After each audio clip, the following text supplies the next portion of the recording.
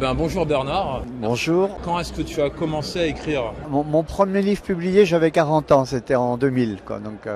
Mais j'écrivais déjà depuis très longtemps. En fait, j'ai longtemps écrit des scénarios, notamment, des nouvelles, mais il n'y avait rien qui passait à la rampe ou qui était publié. Et j'ai mon premier roman, c'est Le Souffle du rêve, qui a été publié en 2000. Voilà. Quels sont tes univers? Alors, je suis parti du fantastique, j'ai fait beaucoup de science-fiction, je fais aussi de la littérature générale. Je suis plutôt dans l'imaginaire et plutôt dans la science-fiction. Ton inspiration se déclenche comment? En fait, il faut être très reposé et il y a un moment donné, ça vient tout seul, ça vient dans des moments de détente, c'est ce que je sais. Donc moi je vais faire la vaisselle, je me détends, je me balade au bord de la Loire.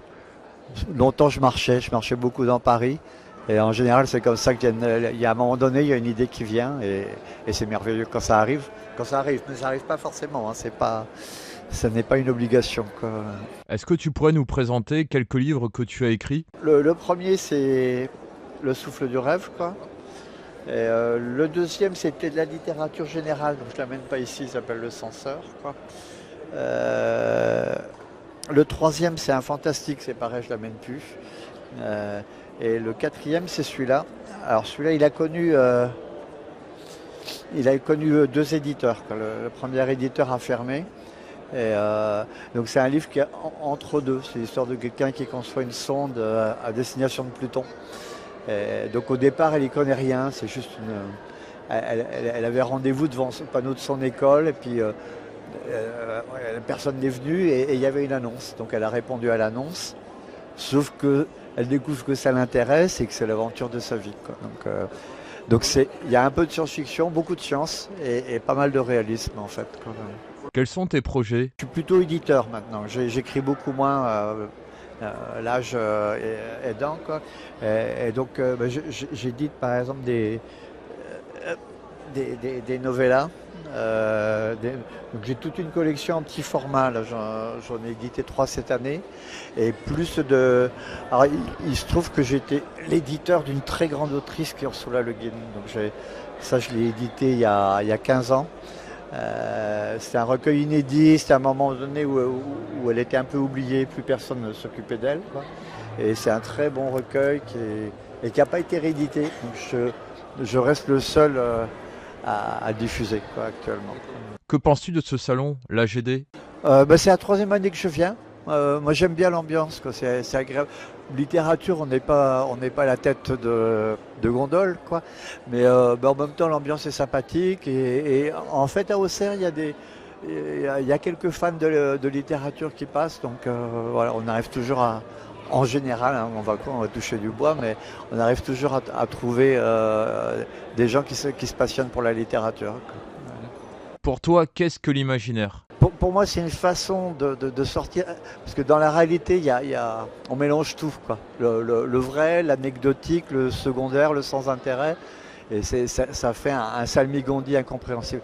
Et pour moi, écrire une histoire dans l'imaginaire, quel que soit le mode qu'on prend, ça permet d'épurer un peu la question, d'enlever justement les contingences, des choses qui n'ont aucune importance, et d'épurer la chose dont on veut parler, et de la mettre mieux en lumière. Et l'imaginaire, ça t'apporte quoi dans ton quotidien? Au quotidien, moi je lis beaucoup. Donc je lis le soir, ça m'aide à dormir déjà. Quand je me réveille la nuit, ça m'aide à passer au-delà des cauchemars. Ça m'aide à surmonter en fait toutes les épreuves de la vie, aussi bien en tant qu'écrivain qu'en tant que lecteur. Est-ce qu'il y a une limite à l'imaginaire? Moi j'ai grandi à une époque où il n'y avait que la science-fiction. Aujourd'hui, on est à une époque où la science-fiction est minoritaire, donc il y a beaucoup de fantaisie, de fantastique, de mélange des genres ou des choses sans. Enfin, les gens inventent beaucoup, la limite, oui, il y en a. Quand on se perd dans son projet, on voit qu'on a touché une limite qu'on ne connaissait pas, on ne le sait pas à l'avance, en fait. Que penses-tu de l'IA dans l'écriture? Mais je m'en sers très peu, alors si je vois un domaine où ça pourrait m'être utile, moi je réédite des nouvelles qui n'existent plus que sous forme papier. Et l'IA, je vois, il y a des logiciels qui pourraient m'aider à décrypter ces nouvelles beaucoup plus vite, quoi. Et de manière très correcte, alors qu'aujourd'hui c'est un travail de samaritain, ça prend des jours et des jours, quoi. Moi, c'est le seul usage actuellement que j'aurais de l'IA, quoi. Mais pas en tant qu'outil d'écriture. En tant qu'outil d'écriture, ça sert à rien, quoi. Où peut-on te suivre sur les réseaux? J'ai je tiens un blog qui s'appelle Souffle Rêve. Et puis quand j'écris des articles, je les publie sur Facebook, sur Twitter, un petit peu Instagram, mais je suis un peu trop. C'est pas tout à fait mon domaine de prédilection, quoi. Quel message aurais-tu à dire à celles et ceux qui organisent l'AGD? À continuer, c'est très bien. C'est un bon travail, on est bien accueillis, c'est bien organisé, quoi.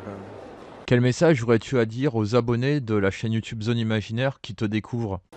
Lisez, prenez du plaisir à lire, quoi. Bah, merci à vous, hein.